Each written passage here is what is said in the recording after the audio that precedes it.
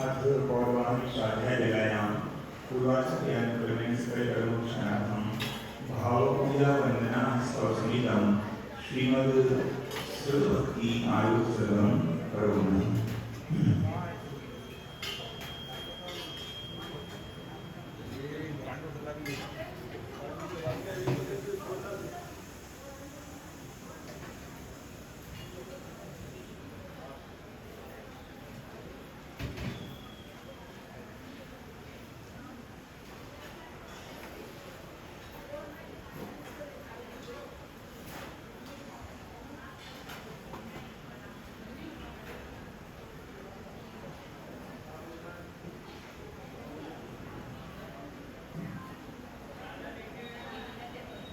ओंकारं विष्णुसंयुक्तं नित्यं ध्यायन्ति योगिनः कामदं मोक्षदं चैव ओंकाराय नमो नमः। अग्रेसंविधनौ प्रक्षालित सकलभूतलकलङ्का मुनिभिरुपासिततीर्था सरस्वती भरतनो दुरितम् अज्ञानतिमिरान्धानां ज्ञानाञ्जनशलाकया चक्षुरुन्मीलितं येन तस्मै श्रीगुरवे नमः। परं गुरुभ्यो नमः, परम्पराचार्यगुरुभ्यो नमः। सकलकलुषविध्वंसितं श्रेयसां परिवर्धितं धर्मसम्बन्धितं भव्यजीवनं प्रतिबोधकारकविदं शास्त्रं श्री रत्नकरण्डश्रावकाचार्यग्रन्थनामधेयम्। अस्य मूलग्रन्थकर्तारः श्रीसर्वज्ञदेवाः, तदुत्तरग्रन्थकर्तारः श्रीगन्धर्वदेवाः, प्रतिगन्धर्वदेवाः।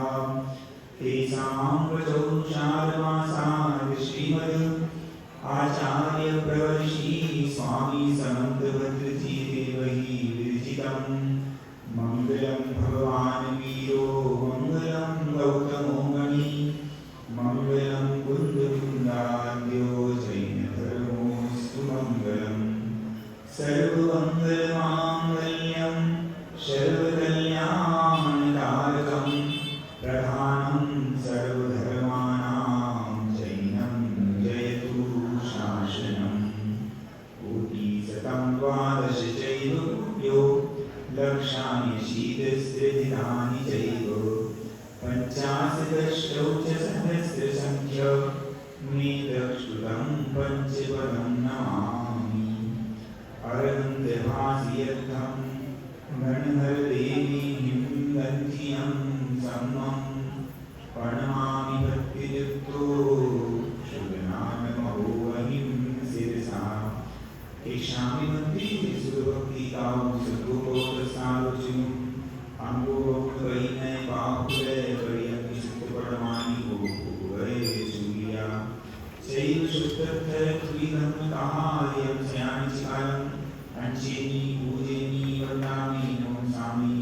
दुर्गखौ प्रमुखौ विराहो सुवैवनं समाहि वर्णं जिन्मो सम्पत्ति भोगवच्चम्। अथ पौर्वाणि स्वाध्यायवेलायां पूर्वाचार्यानुक्रमेण सकलकर्मोक्षणार्थं भावपूजावन्दनाः स्तवसमेतं श्रीमदाचार्यभक्तिदायोगसर्गं करोमि।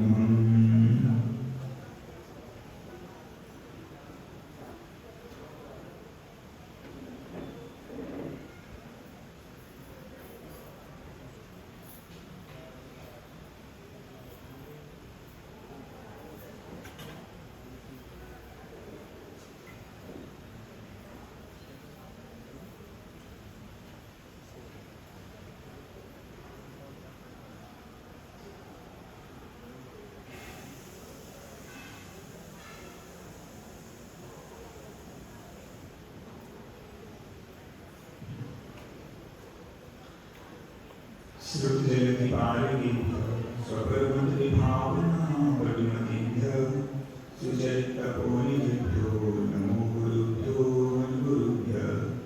छत्तीसगुणसमग्रे पंचविहाचारकरणसन्दर्शे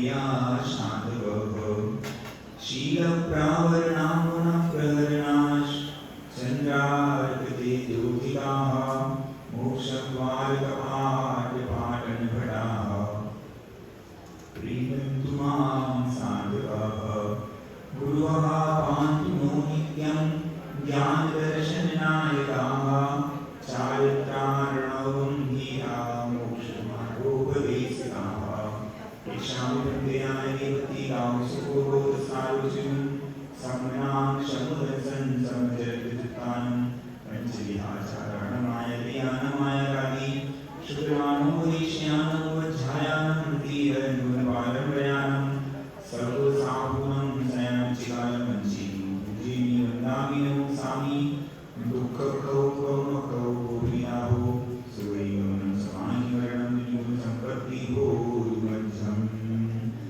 नमः श्रीवर्धमानाय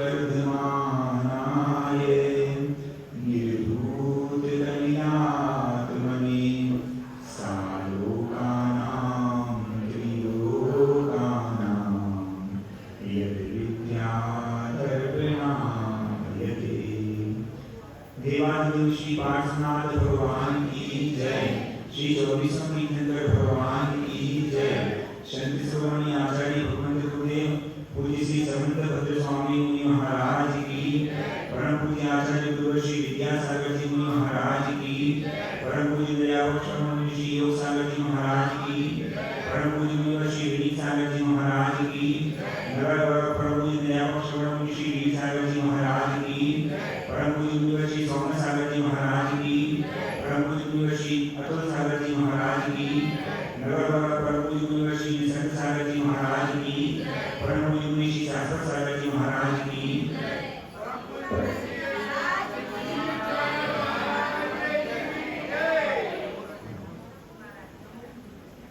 दशरक्षण पर्व से थके हारे आप लोगों के लिए थके हारे नहीं नहीं थके। आचार्य श्री कहते हैं यदि धर्म ध्यान के कार्यों में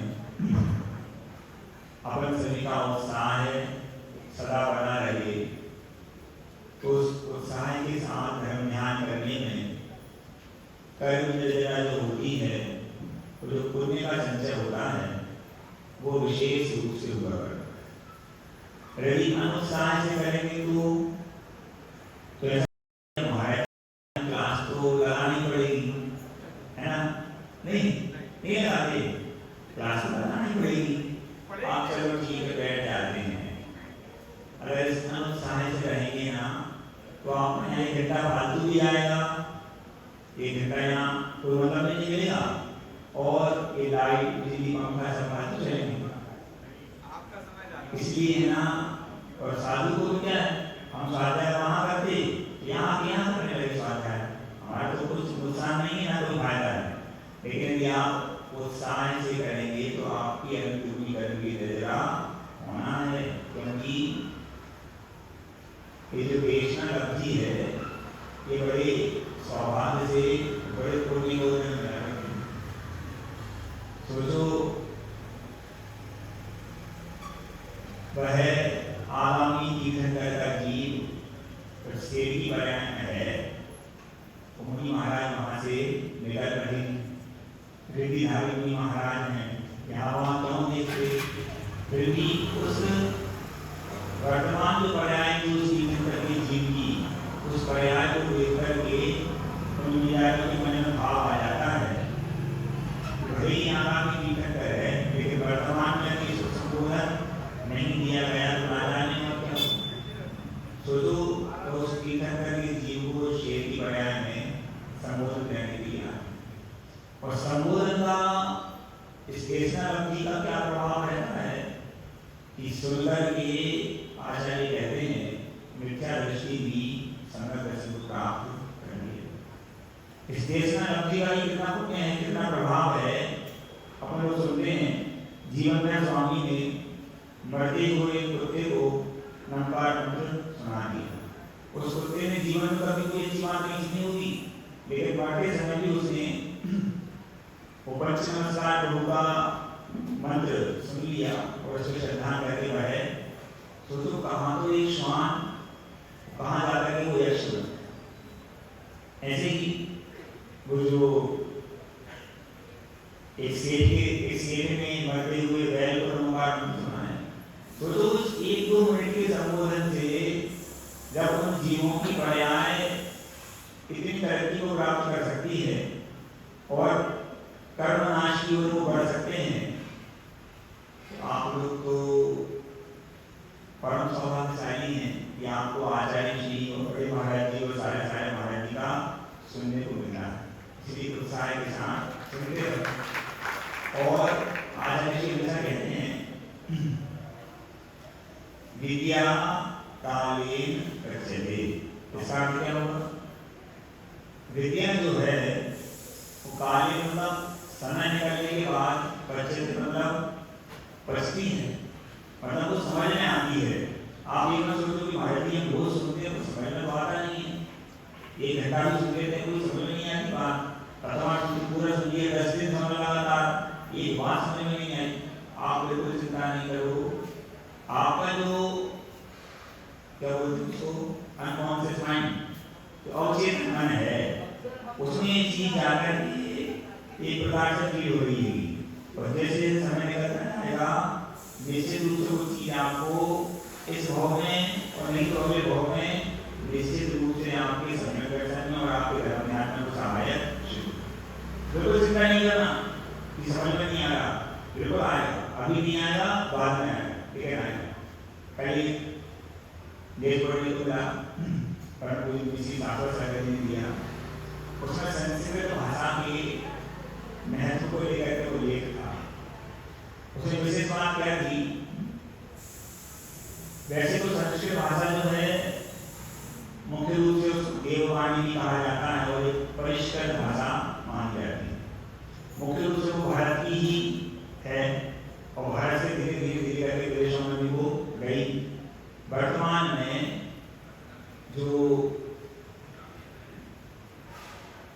अंतरिक्ष में विमान आदि भेजते हैं अमेरिका वाले, उनकी जो संस्था है क्या बोलते हैं उसको, नासा, तो वहाँ जो भेजते हैं तो उनको एक समस्या आती थी, जब वहाँ से कोई मैसेज वो लोग भेजते थे ऊपर से, तो वो जो मैसेज के शब्द रहते थे ना, वो शब्द उलट पलट हो जाते थे। उन लोगों ने एक करके दूसरी भाषाओं का प्रयोग करके देखा कि किस भाषा के प्रयोग में शब्द उलटे पलटे नहीं, क्योंकि शब्द उलट पलट गए तो फिर जो मैसेज आया है वो ठीक नहीं आया, गड़बड़ हो जाता। जब उन्होंने संस्कृत भाषा का प्रयोग किया तो उसमें उन्होंने देखा कि एक भी शब्द उलट पलट नहीं हुआ। और संस्कृत भाषा की विशेषता और है, आपने कोई वाक्य लिखा तो वो वाक्य का पीछे वाला पार्ट आगे आ जाए, आगे वाला पार्ट पीछे चले जाए, तो उसके अर्थ को निकालने में आपको समस्या नहीं आएगी, अर्थ सहजता से निकलकर चले जाएंगे। एक बात और कि संस्कृत भाषा में जो विभक्तियां लगाई जाती हैं, उन विभक्तियों के आधार पर अर्थ निकालने में कहीं किसी को भी समस्या नहीं आती। मतलब जो आपका कंप्यूटर रहता है, उस कंप्यूटर को भी संस्कृत की भाषा सबसे अच्छी और सबसे सरल लगती है। क्यों? एक बार जो उसमें फीड कर दिया विभक्तियों का सिस्टम, उसके बाद कोई भी शब्द आप डालो तुरंत उसको पकड़ के सही से निकाल देगा। जबकि हिंदी, अंग्रेजी और भाषाएं हैं उसको पकड़ने में समस्या बाद में आती है, क्योंकि एक चीज के और भी अर्थ होते हैं। हम कहना नहीं चाह रहे हैं, उसलिए हमने ये देखा था कि संस्कृत भाषा जो है वो एक ऐसा लड्डू है, लड्डू समझते हो? और कल राजवाड़ा पैलेस में गए थे नहीं गए? हाँ हाँ, तुमने प्लेट नहीं है कितने गए थे? देखो इस प्रकार से मना तो नहीं है, लेकिन फिर भी अपनी थोड़ी मर्यादा लेकर के उस प्रकार के कार्यक्रम में रहना चाहिए। मना तो नहीं है, क्योंकि सब तो मर्यादा नहीं होती, सब तो गति नहीं होते कि उस विषय को नहीं सकते, पर अपने विषय आते हैं। जैसे लड्डू होता है, आपने लड्डू खाया, आप चाहो अथवा नहीं चाहो, आपका मीठा हुआ कि नहीं? अगर तो पूरा डला है तो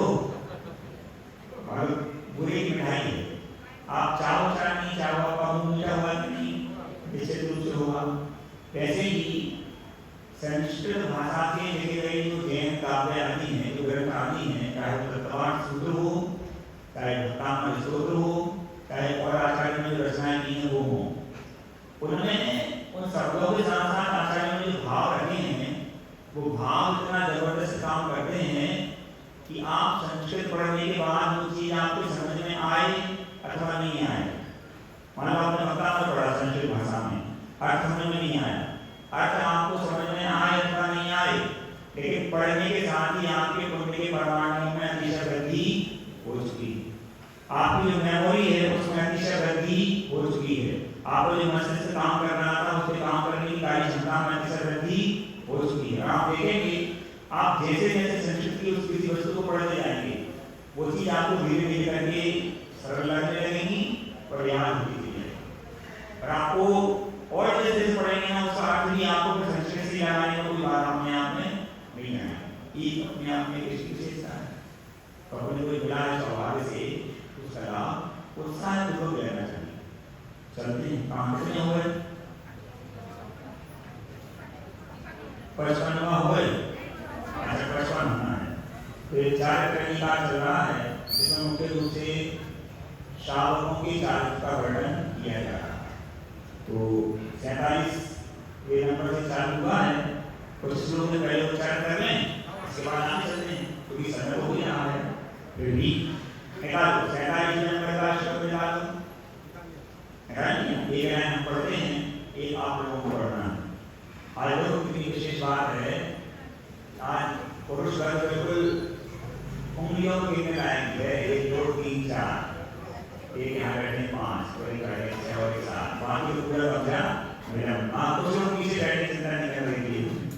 हाँ मोह की आप हरने दर्शन लाभाप्त संज्ञान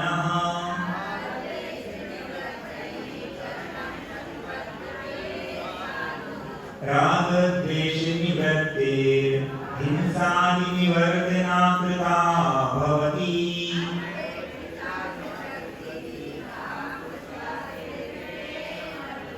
हिंसा नृपशौर्येभ्यो मैथुन सेवा परिग्रहाभ्याक्ष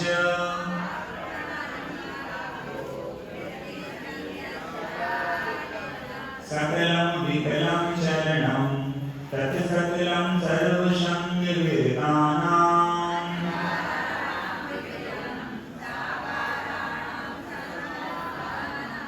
गृहीणां त्रेधातिष्ठत्यनुगुण शिक्षा व्रतात्मकं चरणम्।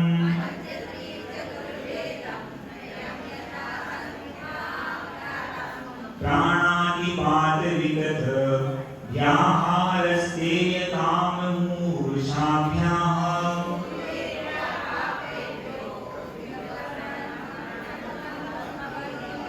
संकल्पात् कृतकारित मननाद्योगत्रयश्च जलसत्त्वान्।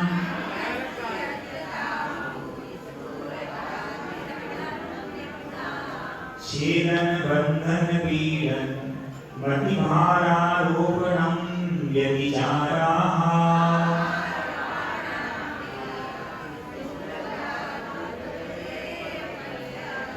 इस प्रकार से इस कार्यक्रम में आचार्य कृष्ण स्वामी ने सत्य अनुव्रत का लक्षण बताया, फिर सत्य अनुव्रत के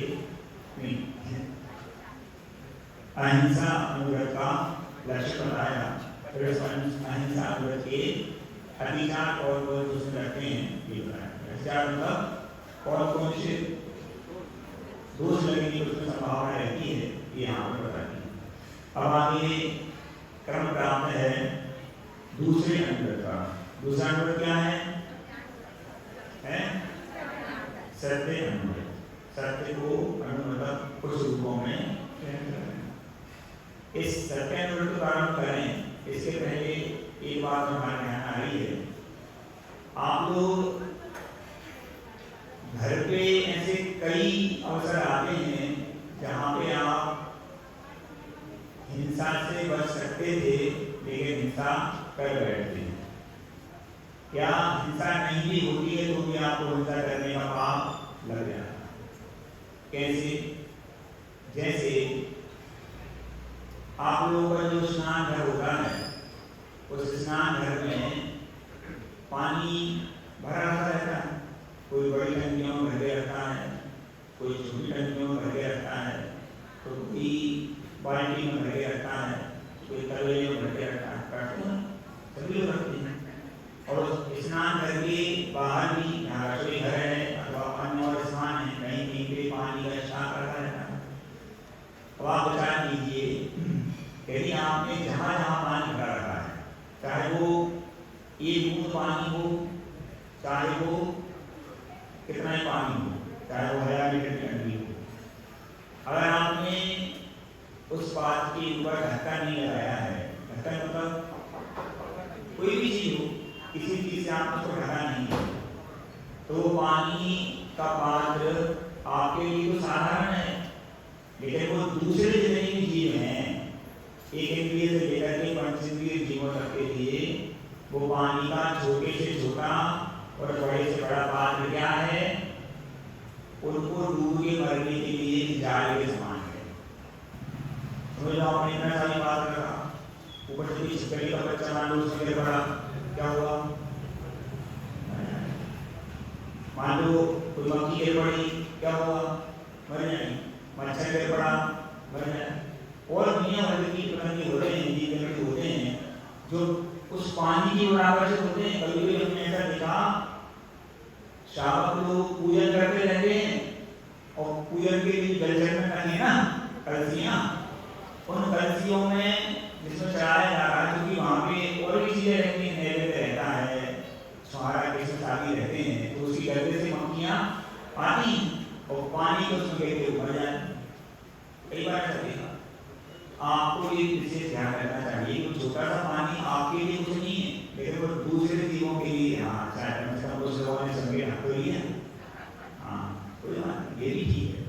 यही तो सबसे बड़ी विशेषता आचार्य ने कहा, बिन जानने के दोष को कैसे करते, सुन लिया, जानकारी हुई, तब तो हम सावधानी रहते हैं, और सुनने के बाद भी जानकारी होने के बाद सावधानी रहते हैं। तो बंधु आचार्यों ने कहा, जीव मरे चाहे नहीं मरे, आपको निश्चित रूप से हिंसा का दोष लगेगा। आपने जान चलाते रहा, उस बर्तन में कोई भी जीव आकर के गिर मर सकता है, और तो कितना सूक्ष्म है, आप इस चीज को गौर करना। कहीं मान लो आप भोजन कर रहे हैं, इसके बाद आपने बर्तन को छोड़ दिया, दूसरे बर्तन में बहुत जल्दी चीटियाँ भी आ सकती हैं, मक्खी मच्छर तो आते ही आते हैं, दुनिया भर के जीव आते हैं। अब आपने जितना जीवन छोड़ा है, और वो बर्तन जितनी देर तक पूरी तरह से साफ नहीं हुआ, अब तक उनमें कितने जीव मर सकते हैं। ये सब बातें जो हैं थोड़ा विचार कर लेती हैं। अरे हमारे देश से क्या होता है, पूरा चाट साफ करें क्या? चाट साफ करने की बात नहीं कर रहे, और अगर हाथ से पर से साफ कर भी होंगे तो आपका क्या बदल जाएगा? तुमसे छोड़ना कोई सफर को निशानी मान जाती है क्या? कभी जो सफर को रहते छोटे उतना ही लीजिए जितना आपको माना है, नहीं तो आपकी वसूली बढ़ जाएगी और आपको हिंसा का भारी दोष करेंगे। मुझे सामने जो होती है उसमें बहुत से चीज आते हैं, उत्पन्न होते हैं, तो घर पे इस चीज का सभी लोग ध्यान रखें। जहाँ कहीं भी पानी आपने भर के रखा है किसी भी पात्र में, उस पर निश्चित रूप से आप ढक्कन अवश्य रखें, नहीं तो मतलब बड़ी बड़ी छिपकली आती थी, बड़े बड़े जीव उसको गिर करके मर सकते हैं, और वो आपके शरीर के लिए नुकसानदायक हो सकते हैं। अब ये छिपकली होती है, उसका सारा शरीर एक प्रकार से विषैला माना जाता है। मेढक होते हैं, उनका सारा शरीर विषैला माना जाता है। अगर वो आपके किसी पानी के पात्र में गए, वो तो पानी हो गया, आपने उसे नहा लिया, कुछ भी कर लिया, तो आपको रोग हो जाएगा। और आपका तो कोई ठीक है, उसका कोई जीवन समाप्त हो गया। इन चीजों को ध्यान रखिए। हर एक इंसान, चाहे रसोई घर हो, चाहे स्नान घर हो, चाहे कहीं भी नहीं है तो दूसरी बाल्टी उस पर ढक दी, नहीं तो खाली करके उसको पलट कर दिया। और इसका भी ध्यान रखें कि ये तो पानी वाले पात्र की बात हुई, पात्र मान लो खाली भी है, खाली पात्र को भी आपको बिना ढक्कन के या सीधा नहीं छोड़ना है। क्यों? उसमें भी मिल सकता है, समझ लो इतने बड़ा जो डब्बा है, उसमें कोई छिपकली है, समझ लो और कितना ही प्रयास करें ऊपर नहीं आ पाएगी। और कोई जीवन से गया कितना ही प्रयास करें ऊपर नहीं आ पाएगा, निकल नहीं पाएगा, तरह तरह तो उसी में मर जाए। तो किसको लगेगा? आपको लगने वाला है। और बाद में पश्चाताप होता है कि कोई जीव मर जाता है, बड़ा पश्चाताप होता है। और उसका जो पश्चाताप और जो पाप है बहुत प्रयासों की सुविधा नहीं है, क्योंकि आपने सावधानी की थी। इसलिए हमारा भी हम लोग गृहस्थ हैं, सब चलता है, कुछ नहीं चलता। हिंसा अहिंसा और जो पुण्य पाप जो कर्म है वो ये नहीं चलता। आपको मानते हैं कि आपके लिए अनुग्रह है, लेकिन दोष का दया नहीं है। इसलिए अपने को बिल्कुल गौर करके छोटे छोटे स्थानों पे भी इस प्रकार की हिंसा से बचने का प्रयास करना चाहिए। और कई बार ऐसा होता है, वहाँ मंदिर आए हैं, पैर धोने के लिए उसको खोला, पानी के बाद उसको टोटी को खुली छोड़ दी, कितना ज़्यादा कोई हिसाब किताब नहीं। आए पंखा चालू किया, चालू छोड़ दिया, इसका दोष उसको लगेगा, ट्रस्ट कमेटी को लगेगा, क्यों? शीतल को लगेगा, शीतल ट्रस्ट कमेटी का मंत्री कुछ नहीं लगने वाला उसको, दोष आपको लगेगा। आपने क्यों चालू किया, आपने क्यों पानी बनाया? इसी काम को हर स्थान पे देखो, अनर्थ जहाँ हो रहा है अनर्थ तो हो रहा है, लेकिन साथ ही साथ आपको हिंसा का दोष कर रहा है। हर एक चीज पे आपको कोशिश करना है, घर हो चाहे मंदिर हो चाहे बाजार हो, ऐश्वर्य कहीं भी हो। अगर आप पैदल मंदिर आ सकते हैं तो आप वाहन का प्रयोग क्यों कर रहे हैं? उसमें दोष नहीं कर रहे, उसमें भी हिंसा होती है। पेट्रोल डीजल कैसे आता है, कहाँ से आता है, किसके बदले में आता है, ये सारी बातें आपको याद हैं। मान लिया आज पेट्रोल की जरूरत ही नहीं, आजकल तो चार्जिंग वाली आ गई, चार्जिंग तो भी लाइट कहाँ से आती है। मतलब विषय थोड़ा सूक्ष्म है, विषय थोड़ा ऐसा है, लेकिन हम विचार करें तो हम बहुत सारे पाप से बच सकते। एक बार प्रकाश के समय बताया था, घर पे कभी आप घरों में शादी करते हैं, सीधे आप पहुंचा ना करके पहले देख लो, पहले कोई झाड़ू आगे रहते हैं उसके माध्यम से उसको व्यवस्थित कर लो, उसके बाद आप पहुंचा कर लो। लेकिन जो जीव जंतु हैं, तो चीटी आनी है, वो भाग सकते थे, बच सकते थे, आपने सीधा ही पानी लगा दिया, उनका क्या होगा? आपके लिए लीटर पानी आपने लगाया, उनके लिए बाढ़ आ गई, नहीं आ गई बाढ़, इस चीज का ध्यान रखें। ऐसे कई सारे हैं, महामानव बनाए, आप तो सब समझते ही हैं, करते रहते 24 घंटे, है ना। आपको बस मुख्य ये है कि हर एक स्थान पे सावधानी रखना है, तभी आप हिंसा के पाप से बच पाएंगे। ये तो कार्यक्रम 24 घंटे चालू ही है।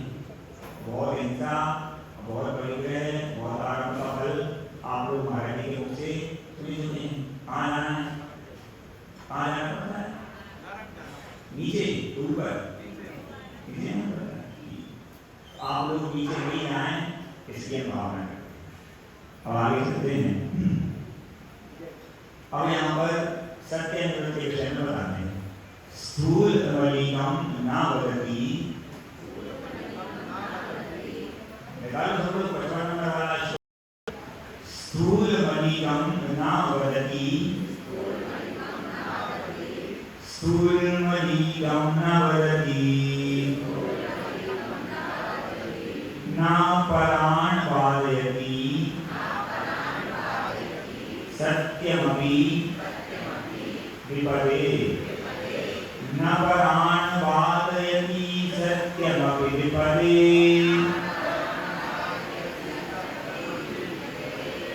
यत् तत् वदन्ति, यत् तत् वदन्ति, यत् तत् वदन्ति सन्तः, यत् तत् वदन्ति सन्तः, स्थूल विषावाद वैरमणम्, स्थूल विषावाद वैरमणम्। पढ़ो।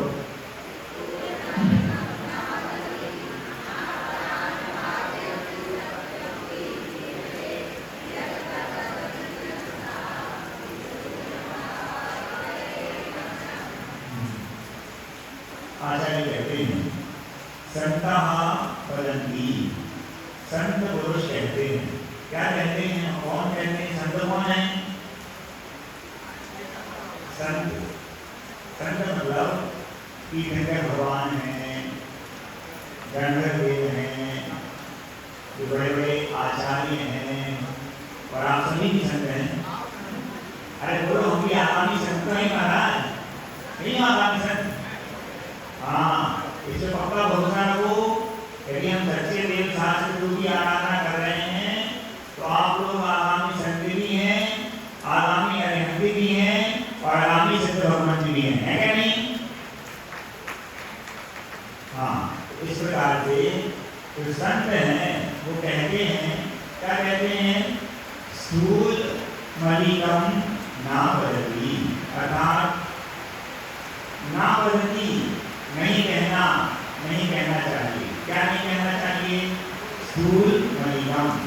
स्थूल मतलब, स्थूल मतलब बड़ा, सूक्ष्म मतलब छोटा। बहुत अच्छा महाराज जी, आचार्यों ने लिख दिया श्रावकों के लिए, बड़ा नहीं कहना, छोटे की पूरी पूरी छूट है, पूरी पूरी छूट नहीं है। मुख्य रूप से इस का मतलब ये कह रहे हैं कि जिस कोई झूठ को बोलने से, जिस असत्य बात को बोलने से, स्थूल मतलब जो ऐसा हो उस वाक्य को कहने से हम या दूसरा कोई भी किसी बड़ी विपत्ति में फंस जाए, उसको राज्य आदि की ओर से दंड दे दिया जाए और उसको बहुत बड़ा नुकसान हो जाए। इस प्रकार का झूठ ना वदति अर्थात नहीं कहना चाहिए। और ना परान वादयति सत्यम अपि विपदे, और ना ही परान वादयति मतलब दूसरों से भी नहीं बोलवाना चाहिए। कई बार क्या होता है, जैसे आप लोग ही अपने बच्चों को झूठ बोलना सिखा देते हैं। कैसे? किसी का फोन आया, आजकल नंबर तो रह जाता है, फोटो किया जाता है, भेज दिया, हमारे लोग से बात नहीं करना, या हमारे लोग वसूली करने वाले का फोन आया है, बेटे को पकड़ा दिया, बच्ची को पकड़ा दिया, वो तो पापा भी घर में नहीं पा रहे, उसने बोल दिया पापा कह रहे हैं आप सिखाना चाह रहे थे झूठ, उसने आपको सिखा दिया। कभी कभी आप कहते हैं देखो बच्चे रात को बाहर नहीं निकला करो, नहीं तो भूत आ जाएगा, ये भी झूठ है। उससे जब हम वैसी चीज सेट हो जाएगी, आप छोटी छोटी छोटी बातों में का कोई वास्तव नहीं निकलता, आप उसको झूठ बोलना सिखा देते। बाद में उसका फल क्या निकलता है, परिणाम क्या होता है, वो पक्का झूठ बोलने वाला बनता है। और छोटी छोटी बातों में, कोई बात में है ना, छोटी छोटी बातों में झूठ बोलता है, जिनका कोई औषधि नहीं है कि बातों में झूठ जैसे झूठ बोलना नहीं चाहिए। इसलिए आपकी जिम्मेदारी है, आप बच्चों को इस प्रकार से कहना नहीं सिखाइए, ना दूसरों से बुलवाना है, ना ही स्वयं झूठा है। और सत्यम अपि विपदे, अर्थात ऐसा सत्य भी नहीं बोलता है जिससे विपदे, जिससे दूसरों के ऊपर कोई विपत्ति आ जाए, ऐसा सत्य भी नहीं बोलता है। फिर अगर ऐसा करेंगे तो फिर तो सब कुछ गड़बड़ हो जाएगा। अगर दूसरे के ऊपर विपत्ति ना आए और बड़ा झूठ भी नहीं बोलना है, उसने आचार्यों ने कहा आपको हर एक स्थान पे वहाँ की परिस्थिति को समझने के बाद कोई कार्य करना। कई बार ऐसा हो जाता है कि आपके सत्य बोलने से किसी दूसरे व्यक्ति के ऊपर बड़ी परेशानी आ जाती है। कई बार ऐसा हो जाता है जब कभी किसी से कोई मन खराब होता है और अक्सर कोई एक व्यक्ति बोलना बंद कर देता है, और बोलना बंद करने से क्या होता है, जो दूसरा व्यक्ति था वो बड़ी उलझन में आ जाता है। कई सारे काम ऐसे होते हैं, अब जैसे मान लो घर में ही कोई दो भाई हैं, लेन देन चलता है, बहुत सारी चीजें हैं, अब मान लो विवाद हो गया, अब बड़े ने छोटे के लिए साथ दे दिया, लेकिन लेन देन का जो सिस्टम था वो बताया नहीं, बताए ही नहीं, अब वो बताएगा नहीं तो उसका शायद काम में छोड़ देगा, नहीं हो पाएगा ना। तो ऐसा भी नहीं करना चाहिए कि हम मान लेके बैठ जाए। हो सकता है कि आपके एक शब्द बोलने से सामने वाले को बहुत अच्छा लग जाता, लेकिन कभी कभी ऐसा हो जाता है मन में जब कषायों का आवेग आता है तो मन इतना हैवी रूप से पाप करने के लिए तैयार हो जाता है तो सही गलत को अच्छे बुरे को फिर देखता ही नहीं, वो तो फिर यही कहता है बस अब तो हमारे होना चाहिए, वो क्या करेंगे। तो इन सारी चीज़ों का जो समझदार लोग होते हैं, जो बुद्धिमान होते हैं, वो हर एक परिस्थिति में उस परिस्थिति के अनुसार कार्य किया करते हैं। आप लोगों को आचार्य ने कह दिया बड़ा नहीं बोलना, दूसरे से बुलवाना नहीं, और ऐसा सत्य भी नहीं बोलना जैसे कोई दूसरा परेशानी में पड़ रहा है। इस प्रकार से आप लोगों की व्यवस्था यदि तदवदन्ति संतः संत पुरुषों ने बताई है, यथा संभव यथा शक्ति ऐसा आप लोगों को पालन करना चाहिए। हाँ, कभी कभी ऐसा भी हो जाता है, आप लोगों की विवक्षा हमने देखी है, कभी कभी कुछ लोग लेके चले जाते हैं महाराज जी 10 दिन से मौका लग रहा है, एक भी महाराज जी का पढ़ना अभी तक नहीं हुआ। बाद में कभी चर्चा होती है शाम को, कब सोचा कि तुम लोग होने क्यों नहीं आते, बुरी नहीं मिलती क्या? अरे महाराज जी तो चारों में याद हो, चारों में याद हो, क्यों तुम लोग कहते हैं महाराज जी का? अरे महाराज जी मुनि महाराज का नहीं हुआ, अगले दिन से चारों ही ऐसी तो आप लोग व्यवस्था रहती है, ऐसा नहीं मतलब भले ही उसमें आपका ये भक्ति छुपी हुई है, आपका धर्म ज्ञान छुपा हुआ है, लेकिन फिर भी और फिर भी करते हैं तो क्या कर सकते हैं, तो कर्म हो रहे हैं। इस प्रकार से कहे तो सत्य का अनुव्रत है, उसका बता दिया गया कि बड़ा झूठ बोलना नहीं, बुलवाना नहीं, और ना ही कोई ऐसा झूठ बोलना जैसे कोई दूसरा विपत्ति में आ जाए। इस प्रकार से है, और तो विशेष व्याख्या करने की आवश्यकता नहीं है, इतना आप समझ लीजिए। आपने आचार्य जी को देखा है, समझाया, सुना है, कई बार आप आचार्य जी के पास जाते भी हैं, वो कितने सत्य महाव्रत का ध्यान रखते हैं इसका उदाहरण देखिए। आप कभी भी उनसे निवेदन करेंगे आचार्य जी नागपुर, तो क्या कहेंगे? देखो। आचार्य जी नाम पे देखो, देखो का मतलब क्या है? क्या देखें? हम देख ही रहेंगे, इतने सारे नहीं आए। और देखो, उनके देखो का मतलब ये है ना हाँ है ना ना। आपके पुण्य का उदय होगा तो सरकार से कुछ ही आ जाए, आएंगे, और पुण्य का उदय कम होगा तो सरकार थोड़ा घूम फिर भी आ जाए। उनका एक ही है, देखो हमने मना भी नहीं किया आगे, और आप सोचोगे केवल श्रावकों से ऐसा कहते हैं, नहीं समझ लो। हमने कहा आचार्य जी कोई बेइज्जती करने की भावना है, देखो, और यहाँ भी कैसे देखें, मतलब देखो ने कह दिया ना, तो यहाँ ये समझना ना उनकी हाँ है ना उनकी ना। आप कार्य को कर सकते हैं, मतलब कैसा मतलब रहता है, क्योंकि देखो ये सत्य महाव्रत देखा जाए तो पालन करना बहुत मुश्किल है, देखा जाए तो बहुत सरल भी है, लेकिन मानसिकता उस प्रकार की होना चाहिए। अहिंसा से बचने की अहिंसा के पालन की मानसिकता होना चाहिए, हिंसा से बचने की मानसिकता होना चाहिए, और सबके हित की मानसिकता होना चाहिए। कई बार ऐसा होता है कि व्यक्ति अपने ऊपर आई विपत्ति को दूर करने के लिए दूसरे को दोषी बना करके स्वयं मुक्त हो जाता है, लेकिन आप कुछ समय के लिए यहाँ पे अपने को दोष मुक्त कर सकते हैं, लेकिन सोचो जब वही दोष वही गलती जब बाद में प्रकट होगी तब क्या होगा? और जहाँ कर्म की भक्ति की प्रक्रिया चल रही है उसको तो आप मिथ्या कर ही नहीं सकते, वहाँ तो पूरी सेट होगी, और कितना भी झूठ बोल दो।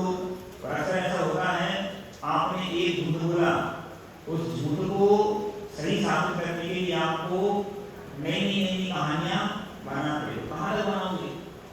आप और से जाओगे, पर आपके ही द्वारा आपकी झूठी बात की वो एक प्रकार से कभी प्रकट कर दी जाती। इसकी सबसे अच्छा क्या है, पहली बार में कह दो महाराज जी 4 सुगंधी का हो गया, मुनि महाराज जी का 1 भी नहीं, इसमें अच्छा है। इस प्रकार से चलना है। अब आगे उस सत्य अनुगत के अभिचार यहाँ पर बताते हैं। परिवाद रहोभ्याख्या, अरे सुनो, आचार्य जी जो हिंदी की है ना उसको पढ़ लेंगे। स्थूल झूठना स्वयं बोलता, तथा न पर से बुलवाता।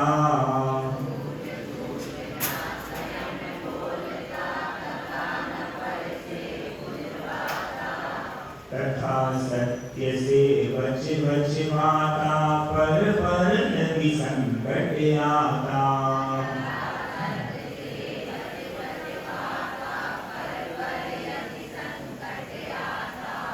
स्थूल सत्यव्रत यही रहा है, श्रावक पाले मन हर से।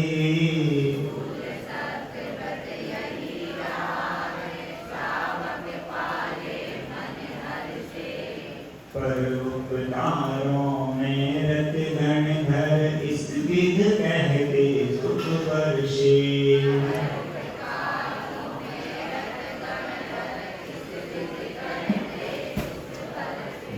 अब के अनुसार परिवाद रहोभ्याख्या, पैशून्यम कूटलेखकरणं च। परिवाद रहोभ्याख्या, पैशून्यम कूटलेखकरणं च।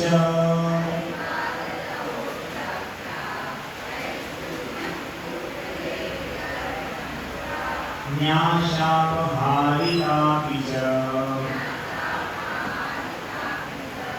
व्यतिक्रमः पंचसत्यस्य।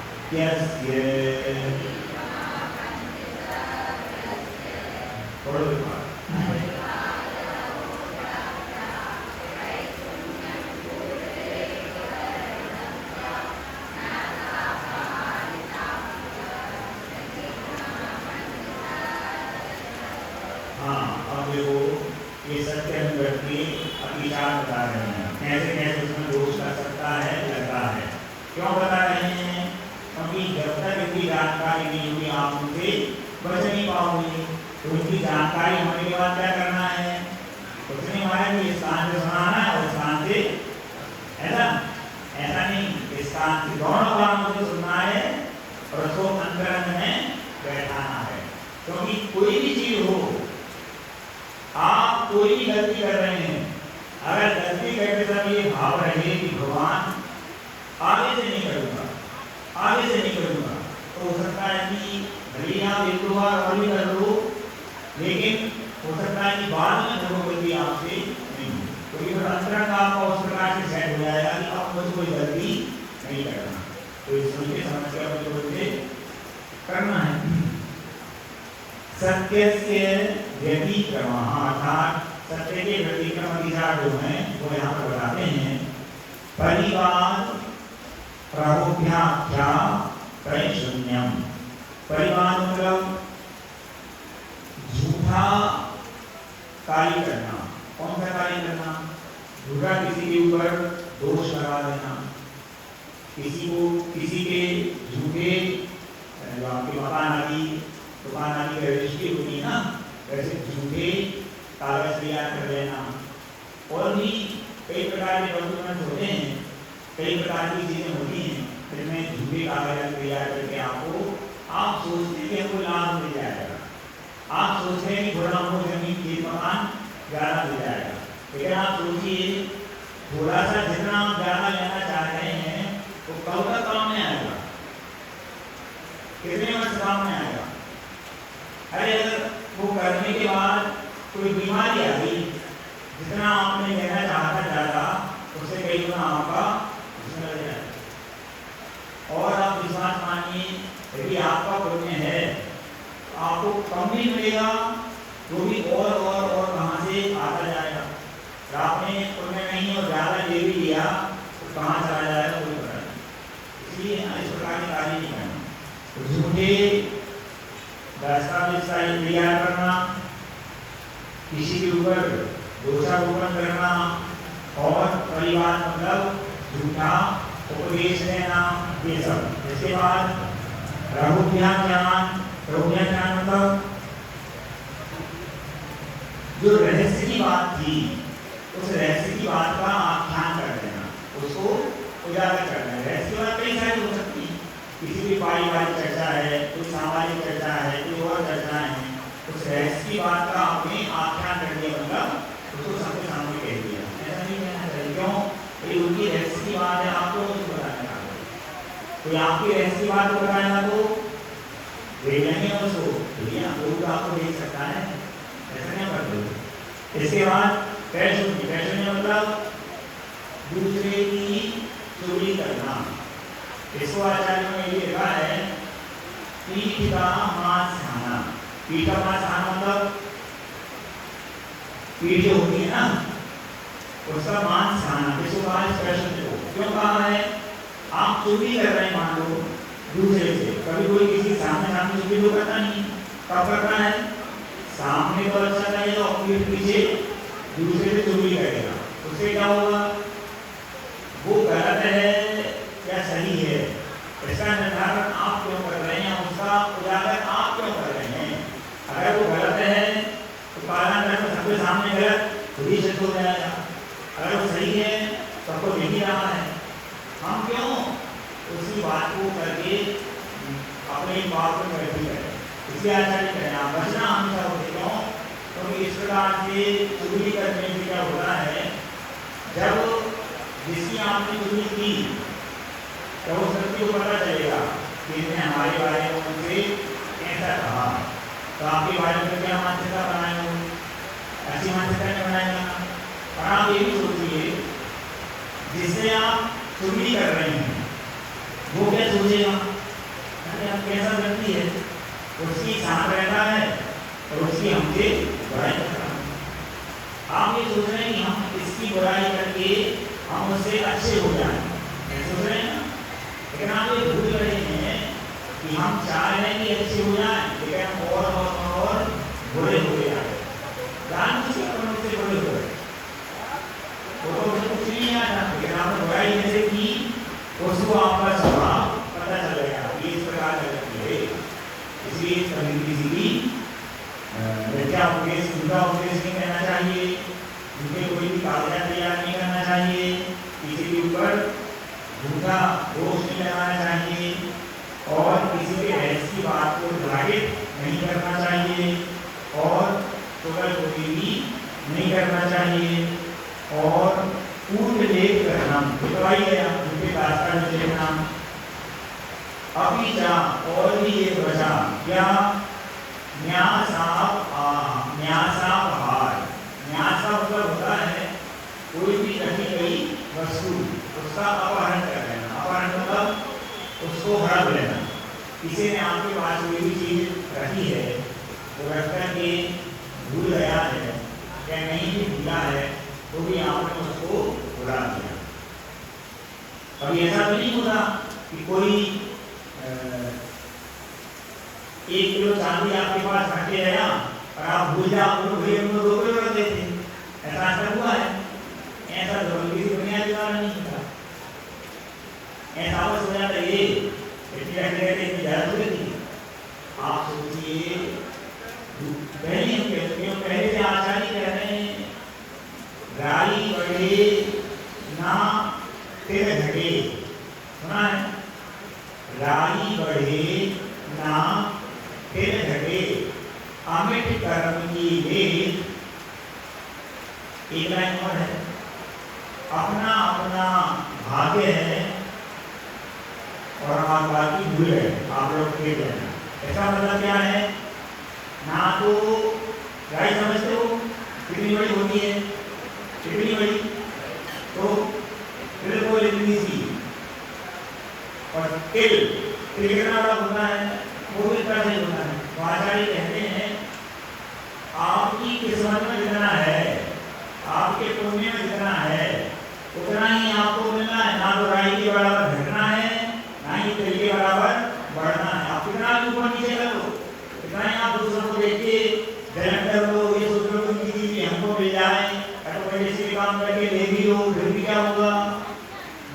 हमारे दुनिया में उतना ही रहना है, बाकी का तो यहाँ वहाँ चल जाएगा। कुछ इस रास्ते से निकल जाएगा, कुछ इस रास्ते से निकल जाएगा, कुछ डॉक्टर के पास चला जाएगा, कुछ वकील के पास चला जाएगा।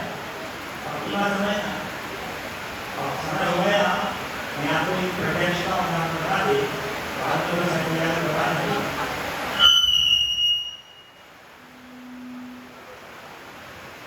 महाराज जी बता दो, बारिश हो रही है। बारिश हो रही है, इसलिए हमारे लोगों ने सुना सबके भाव है, लेकिन ऐसा नहीं समय का वर्णन नहीं करते हैं। इस प्रकार से ये दूसरे की धरोहर को, दूसरे की चली गई वस्तु को, वस्तु छोटी हो चाहे बड़ी हो, वस्तु उपयोगी हो अथवा अनुपयोगी हो, इससे कोई मतलब नहीं है। बात तो वस्तु की है, क्योंकि उसका महत्व जो है, जिसकी वो वस्तु है उसको उसका महत्व करना आपके बड़े उपयोगी हो। इस प्रकार से किसी की धरोहर को हड़प लेना, अपने कब्जे कर लेना, ये 5 सत्य के अधिकार बताए गए हैं।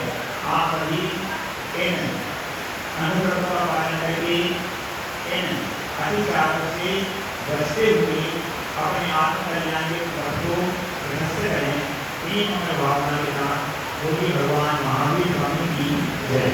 बोधि समाधि परिणाम सिद्धि, स्वात्मोपलब्धि सिद्धि, चिंतामणि चिंतित वस्तुदानि मां वर्तमानस्य नमामि। बोलो चिंतामणि पार्थनाथ भगवान की जय। संत श्रोमणी आचार्य गुरुवर विद्यासागर महाराज की जय। तुझी निर्यापक श्रीमान श्री 108 सागर महाराज की जय। समस्त मुनि संत की जय।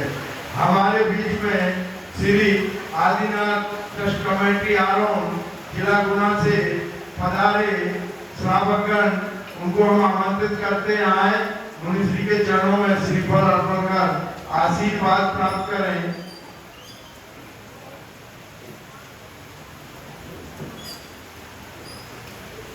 और परम पूज्य मुनिश्री 108 निश्चित सागर महाराज जी की जन्मस्थली आरंभ से सभी लोग पधारे हैं। सभी को हम आमंत्रित करते हैं श्रीफल अर्पण करने के लिए। और एक संगीतकार भी है, कोई नाम हमको नहीं मिल पाया, हम उनको भी आमंत्रित करते हैं। आ जाए, श्रीफल अर्पण कर आशीर्वाद प्राप्त करें। और आज की पुण्यानुभूति में श्रीमान सुंदर सरज मोदी परिवार को हम सम्मान आमंत्रित करते हैं। वो अपनी पुण्यानुभूति लाकर मंदिर निर्माण समिति के कमलों में सौंपे और श्रीफल अर्पण कर आशीर्वाद प्राप्त करें। महाराज जी आनंद वासियों को आशीर्वाद दें। सभी नमस्ते बोल रहे हैं।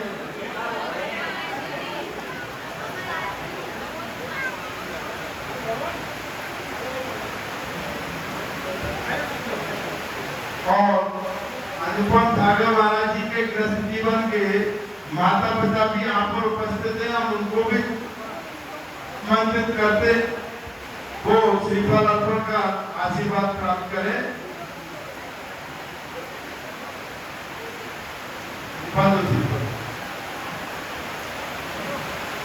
और दिल्ली से भी पधारे कुछ श्रावक, उनको भी हम आमंत्रित करते। और जो भी जिनको हम आज तक नहीं पहुंचे, उनको भी हम आमंत्रित करते हैं श्रीफल अर्पण करने के लिए, जो भी बाहर गांव से पधारे हैं।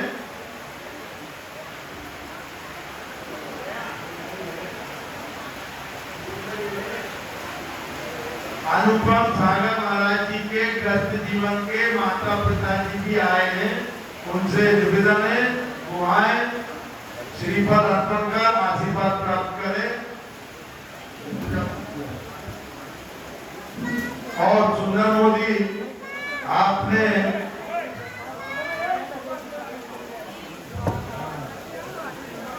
जान दो हाँ